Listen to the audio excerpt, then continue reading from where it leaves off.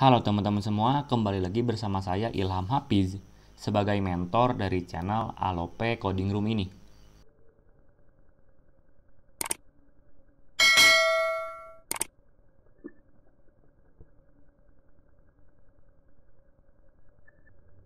Nah, sekarang kita bakal lanjutkan lagi pemahaman kita di seri CSS 3. Dan di pembelajaran kali ini kita bakal belajar yang berhubungan dengan transparansi. Nanti kita bakal mengenal properti yang namanya opacity, juga ada background tapi dengan value RGBA dan HSLA. Nah, dan saya pikir kita nggak harus cari tahu pengertian dari transparansi itu apa. Kalian juga sudah pasti paham dengan yang namanya transparan. Jadi kita bakal langsung aja ke properti pertama, yaitu properti opacity. Oh iya, jadi di sini saya pakai filenya itu yang latihan kemarin saat kita belajar border radius. Jadi jangan pusing kalau misalkan udah ada sedikit sintaks CSS sama div kosong di sini ya. Nah, jadi di sini saya tadi bakal coba yang namanya tag opacity. Di sini saya coba bakal kasih 1 dulu aja. 1 tanpa pixel, tanpa apapun, cukup 1 aja kayak gini. Saya save, terus refresh. Oh, ini hasilnya sebelum kita kasih opacity ya. Ini adalah hasilnya. Terus ketika saya refresh, maka dia nggak berubah apapun. Ya. Nah, tapi ketika opacity-nya saya kasih 0,5, itu setengah ya. Ketika saya save lagi, saya refresh, nah maka dia si warna merahnya sedikit berubah nih. Kalau misalkan saya kasih 0,3 misalkan, lebih kecil, dengan nilai yang lebih kecil, saya refresh, nah maka dia bakal lebih transparan. Ini tuh transparan ya. Atau mungkin 0,1 kalian juga bisa kasih refresh, nah maka dia bakal lebih transparan lagi. Ini warna putih dari bodinya sama warna merah dari divnya itu sudah hampir sama nih. Ya. Nah, jadi ini opacity itu untuk ngatur transparansi dari elemen kita. Dan nilai 1 itu adalah nilai maksimumnya. Nah, jadi value-nya bukan 1 atau 2, 12 kayak gitu bukan, tapi 1 itu adalah nilai maksimumnya. 0,9, nah ini adalah value-nya 0,8, 0,7, 6, 5 kayak gitu ya. Nah, jadi semakin kecil maka dia bakal semakin transparan ya. Kalau misalkan 0,8 saya bakal coba kasih lagi refresh, nah maka dia bakal transparan tapi dia sedikit solid nih, nggak begitu kelihatan sih transparannya. Dan kalian juga bisa kasih kayak gini 0,8 ya, ini kalian bisa kasih titik 8 aja, cukup titik terus 8 kayak gini. Ini artinya 0,8. Ketika saya save refresh, nah maka dia bakal sama aja, atau 5 deh supaya kelihatan. Nah, dia bakal ngeset 0,5 ya. Jadi bisa pakai 0 atau cukup titik kayak gini aja. Nah, tapi si opacity ini bukan untuk div aja. Kita juga bisa atur buat gambar kita. Contohnya di sini saya kasih tag img yang menuju ke logo saya, logo titik png. Terus misalkan di sini img-nya saya kasih lagi opacity. Itu bisa. Opacity-nya misalkan 0,5. Saya refresh. Nah, ini gambarnya kegedean. Saya coba kecilin dulu width-nya. Saya coba kasih 100 pixel aja ya. 100 pixel kayak gini. Nah, maka sekarang logo saya itu jadi transparan. Jadi bukan hanya untuk div saja, logo pun bisa. Bahkan H1 itu bisa diatur sama opacity tadi. Saya bakal coba H1 opacity. Opacity-nya misalkan 0,5. Refresh. Nah, maka dia bakal transparan nih, sesuai yang kita atur di value opacity-nya. Nah, terus yang kedua, di sini kita bakal belajar juga dengan yang namanya RGBA. Kalau misalkan kalian ingat, di pembelajaran CSS dasar kemarin, kita itu belajar dengan yang namanya RGB. RGB. Ya, RGB ya. RGB di mana di sini value yang pertama itu untuk kadar merahnya. Value yang kedua itu untuk kadar green atau warna hijau. Value yang ketiga itu untuk kadar blue atau warna birunya. Nah, sekarang kita bakal belajar RGBA. Ya, jadi red, green, blue, sama alpha.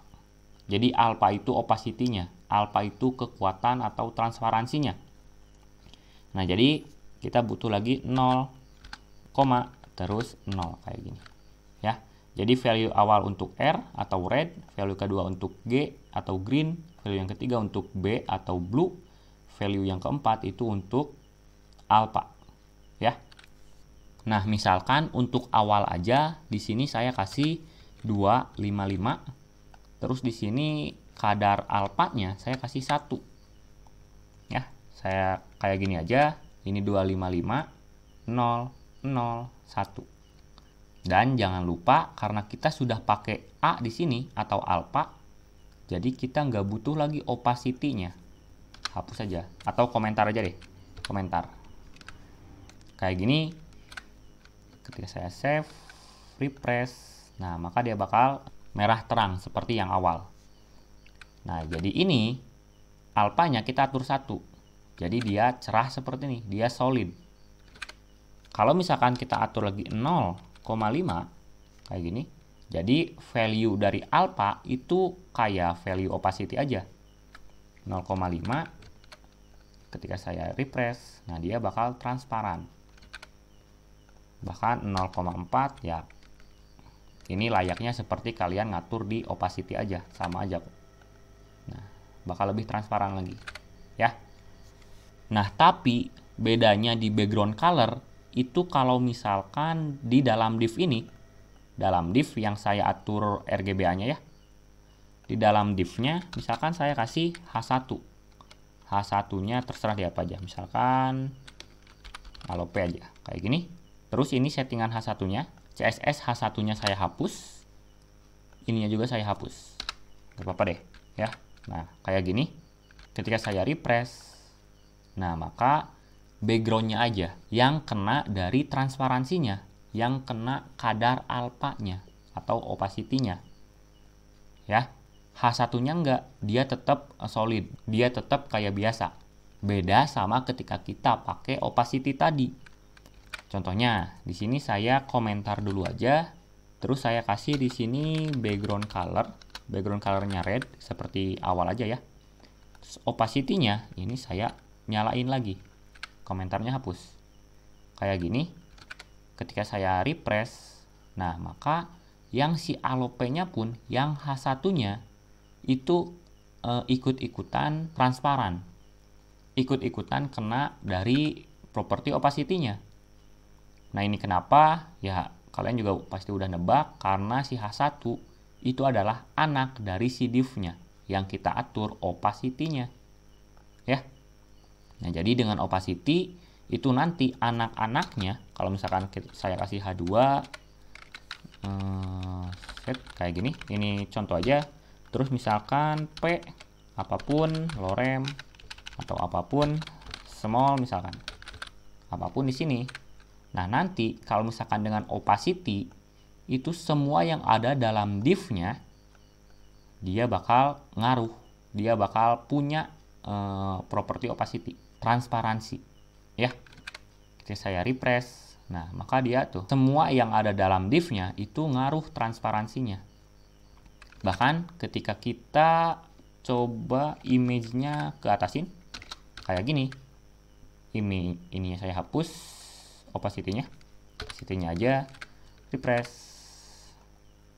Nah, dia bakal tetap transparansi gambarnya. Nah, jadi itu adalah sifat dari opacity. Beda sama background color yang cuman ngeset opacity atau alpha untuk backgroundnya saja, tidak untuk anak-anaknya. Nah, kayak gini tuh. Jadi anak-anaknya itu nggak kepengaruh sama si opacity-nya, si alpha-nya ya. Maksud saya opacity itu alpha dari background color-nya. Nah, jadi sekarang kita bakal belajar dengan yang namanya HSLA. Nah, si HSLA ini juga properti dari background color, sama kayak RGBA tadi yang kita bahas. Ya, jadi tinggal ganti aja ininya HSLA. Di sininya 00 aja dulu. 0 atau bikin baru aja deh. HSLA. Nah, kalau misalkan kalian lihat, ini si Sublime Text-nya juga udah siapin autocomplete-nya. Jadi tinggal enter aja. Nah, terus dia bakal bikinin formatnya. Nah, ini formatnya itu agak berbeda sama RGBA. Misalkan kalian lihat. Di sini ada 0, ini untuk value H-nya, atau untuk HU-nya. Ini ada 100% untuk saturasinya atau saturation. Terus ini ada 50% untuk L, yaitu lightness. Terus di sini ada 1.0 untuk alpha-nya atau A-nya. Nah, jadi untuk alpha 1.0 itu adalah 1. Nah, kayak gini, itu sama aja. 1.0 sama 1 itu sama aja ya. Nah, jadi balik lagi, HSLA itu adalah hue, saturation, dan lightness. Dan A-nya kayak biasa tadi, yaitu alpha untuk mengatur transparansinya. Dan ini ketika saya save, terus refresh, nah dia bakal merah menyala kayak gini. Ini kenapa? Karena kita kasih alpha-nya itu 1. Kalau misalkan 0.5, nah kayak gini, refresh, nah dia bakal sedikit transparan ya. Cara penggunaannya sih sama-sama aja. Nah, mungkin yang belum kalian paham, di HSL itu ada persen. Nah, ini persen ini apa maksudnya? Nah, jadi sebenarnya saya juga kurang paham nih cara pakai HSLA. Bisa cara pakainya, tapi saya agak kurang paham.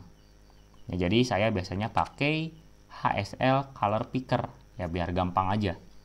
Nah, jadi kalian misalkan pengen warna biru, ya ini kayak Color Picker biasa ya. Misalkan kayak gini, nah nanti di bawahnya itu ada HSL-nya. Nah, ini bisa kalian copy aja, supaya nggak pusing bikin-bikin HSL sendiri. Bahkan ada juga RGBA-nya nih. Ya, misalkan pengen warna apapun, warna biru, ini bisa saya copy, terus kembali ke browser sini. Saya paste di sini. Kayak gini. Ketika saya refresh, nah maka dia hasilnya bakal biru seperti yang tadi saya pilih. Kalau misalkan kalian pengen ininya 0.3 supaya dia transparan banget, refresh, nah dia bakal transparan kayak gini ya. Jadi untuk penggunaan HSLA itu sama-sama aja lah, sama kayak RGBA. Cuman yang mungkin yang ngebedain kalau misalkan HSLA itu ada saturasi, itu pakai persen, terus ada lightness, itu juga pakai persen.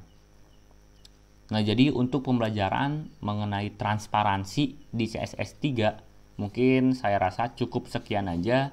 Semoga kalian paham dengan apa yang saya jelaskan, dan semoga ilmunya bermanfaat buat kalian. Kita bakal ketemu lagi di pembelajaran, masih di CSS3 tentunya, di video selanjutnya ya. See ya!